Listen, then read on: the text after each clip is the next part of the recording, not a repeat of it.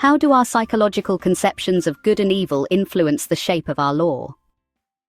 Law is often framed as a system of rules, procedures, and institutions designed to maintain order and administer justice. But beneath its formal codes lie deeper questions. What is justice? What makes something wrong or right? How should we respond to harm?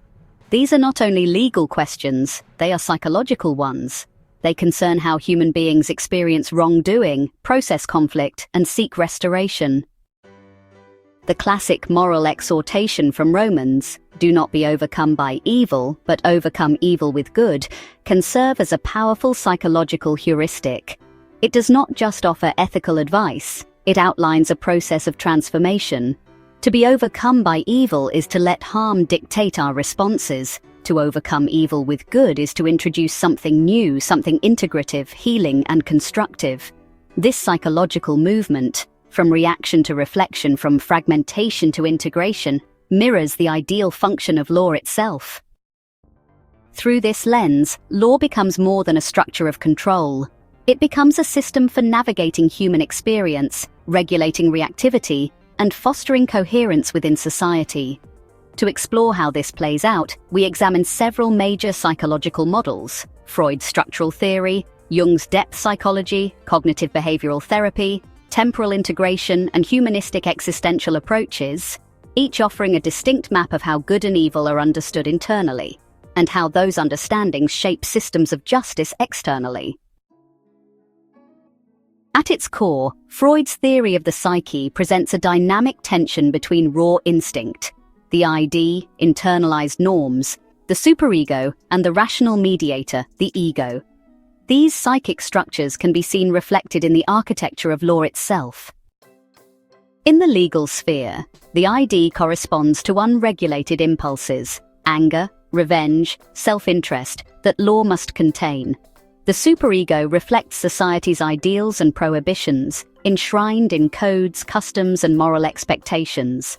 The ego, then, is the domain of courts, legal reasoning, and procedural fairness, the mediating force that reconciles human desire with social order.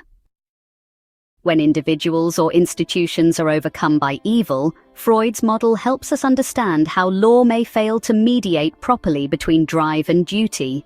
Conversely, overcoming evil with good becomes a task of ethical mediation, channeling instinct through judgment, restoring balance, and affirming human dignity through legal rationality. Jung's model expands our understanding of good and evil beyond moral binaries into the realm of the unconscious.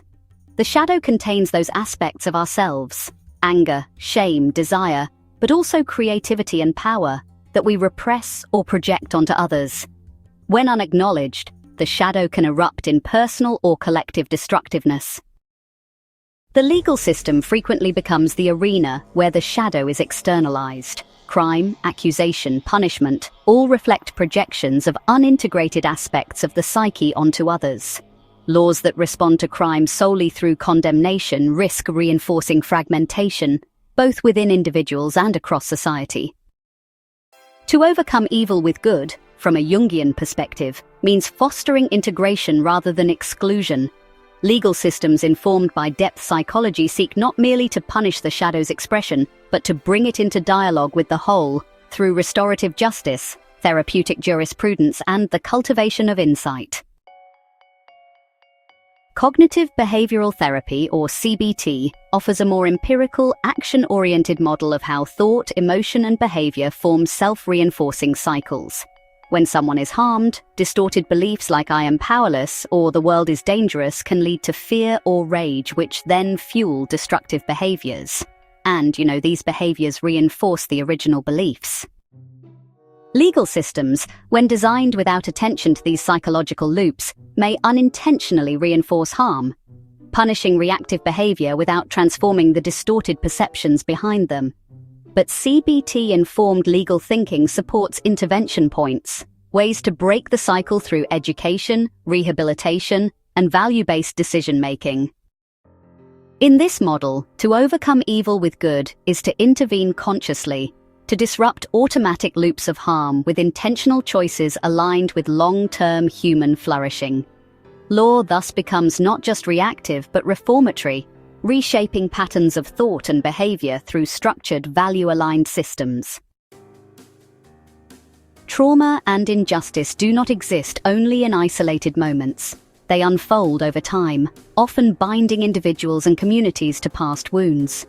Legal responses, therefore, must contend not only with the facts of what happened, but with the psychological timeline in which that harm is lived and relived.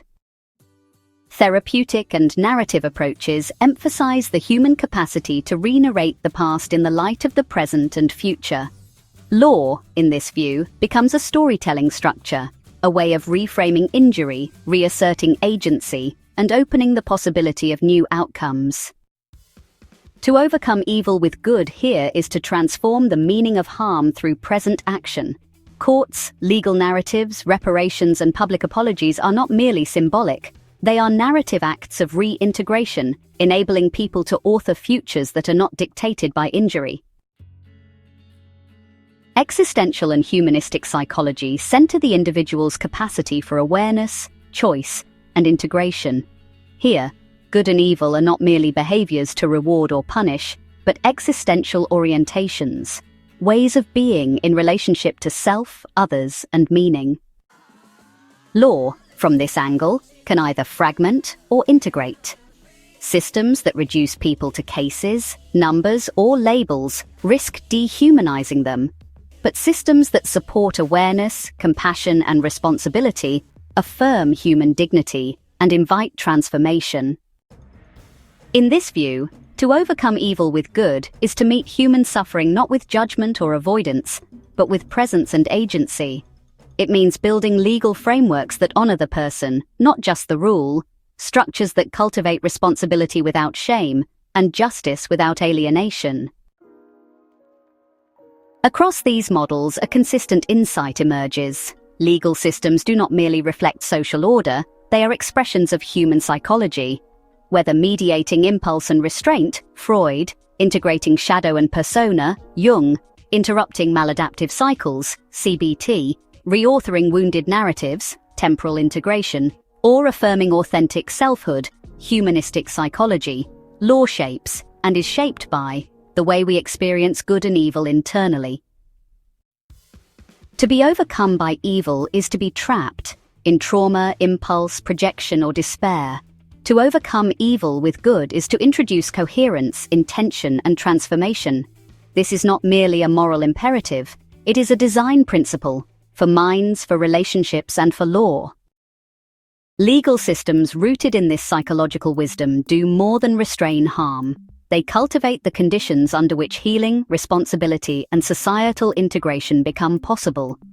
In this sense, the call to overcome evil with good becomes a profound blueprint, not just for individual lives, but for the systems that hold our shared moral and legal worlds together.